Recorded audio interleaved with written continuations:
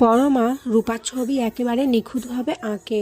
আদিত্য সেই ছবিটাকে সব জায়গায় দিয়ে দিতে বলে, এই ছবির মাধ্যমে তারা রূপাকে খুঁজে পাবে। অপরদিকে একজন লোক আর মহিলা রূপাকে একটি আশ্রমে নিয়ে আসে, আর সেখানে বলে তাদের গাড়ির সামনে রূপা চলে এসেছিল। তখন আশ্রমের ওনার বলে এখান থেকে ওনাকে কেউ আর নিয়ে যেতে পারবে না আসল ডকুমেন্টস ছাড়া, আর উনি এখানে খুব সেফলি থাকবেন। এদিকে কুন্তলা চৌধুরী বাড়িতে এসে সকলকে বলে, আমি বুঝতে পারছি এই বাড়িতে একটা ঝামেলা চলছে, কেউ প্রবেশ করেছে। আর আমি তো মনে মনে ঠিক করে রেখেই দিয়েছিলাম যে ওই মহিলাটিকে নিয়ে যখন এতই সমস্যা, ওকে আমি আমার সাথে নিয়ে যাব। তখনই পরমা, সুদীপা, আদিত্য, অভ্র ওখানে আসে। সুদীপা বলে, এসব আপনি কি বলছেন? আর ওনাকে নিয়ে আপনার এত ইম্পর্টেন্ট কেন? সবসময় আপনি ওনার কথাই বলেন। কুন্তলা বলে, অংশু কিভাবে কথা বলছো আমার সাথে? আমি তো তোমাদের ভালো করতে চেয়েছিলাম, কিন্তু না, এখানে যে আবার অপমান করা হচ্ছে, তুমি কিছু বলবে না? অংশু তখন সুদীপার ওপরে চেঁচামেচি করতে থাকে। আদিত্য বলে, বাবা তুমি কিন্তু ভুল করছো, এভাবে তুমি সবার সামনে সুদীপাকে অপমান করতে পারো না। অভ্র বলে, আচ্ছা বাড়িতে তো অনেকেই ছিল তাই না, তাহলে উনি কিভাবে বাড়ির বাইরে চলে গেলেন? গায়ত্রী বলে, অভ্র তুই কি আমাকে থ্রেট করছিস? তুই কি আমার কাছে কৈফিয়ত চাইছিস? অংশু বলে, এই কিভাবে কথা বলছিস তুই মায়ের সাথে? তুই আমার সামনে দাঁড়িয়ে বৌদিকে এভাবে অপমান করছিস? খুব লায়েক হয়ে গেছিস না তোরা? তখনই আদিত্যর ফোনে একটা ভিডিও আসে। আদিত্য বলে, সিসিটিভি ফুটেজ পেয়ে গেছি, দাঁড়া আমরা বড় করে দেখি কি হয়েছে, কারা ওনাকে তুলে নিয়ে গেছে। কুন্তলা মনে মনে ভয় পেতে থাকে। কুন্তলা ভাবে, কি ব্যাপার, সিসিটিভি ছিল নাকি ওখানে? আমি তো ওটা খেয়াল করিনি, আমি কি ধরা পড়ে যাব নাকি? না না, আমাকে কিছু একটা করতে হবে।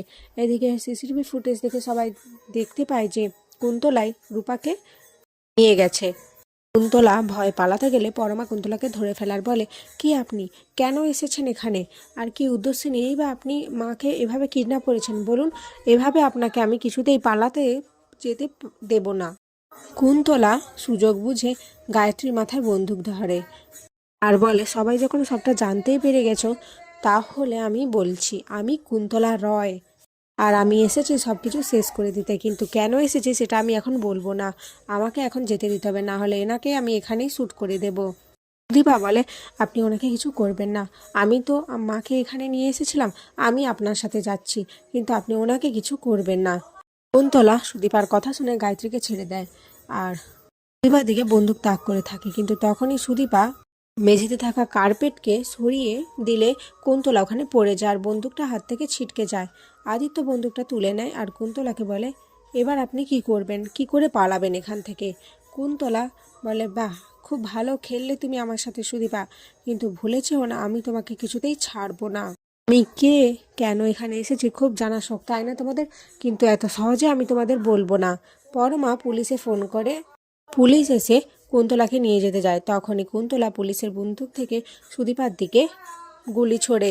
আদিত্য সুদীপাকে সরিয়ে নিলেও গুলিটা সুদীপার গা ঘেঁষে বেরিয়ে যায়, অনেক ব্লাড লসিং হতে থাকে। সুদীপা জ্ঞান হারিয়ে ফেলে। গায়ত্রী বলে, আদিত্য ওকে বাঁচিয়ে নিয়ে আয়, আমি কারো ঋণী হয়ে থাকতে চাই না, যে আমার প্রাণ বাঁচিয়েছে আমি তার প্রতি কৃতজ্ঞ। সুদীপাকে হসপিটালে নিয়ে যায় আদিত্য। এদিকে পরমার খুব খারাপ লাগে, পরমার খুব কষ্ট হয়। পরমা মনে মনে ভাবে, সুদীপা এভাবে অজ্ঞান হয়ে গেল কেন, ওর কিছু হবে না তো? না না, এইসব আমি কি ভাবছি, সুদীপার কিছু হবে না, ওকে যে ঠিক থাকতেই হবে। অভ্র পরমাকে বলে, আমাদেরও যেতে হবে হসপিটালে, আদিত্য একা কিছু সামলে উঠতে পারবে না। এরপর অভ্র আর পরমাও হসপিটালে যায় আর এখানেই আজকের পর্ব শেষ হয়ে যায়।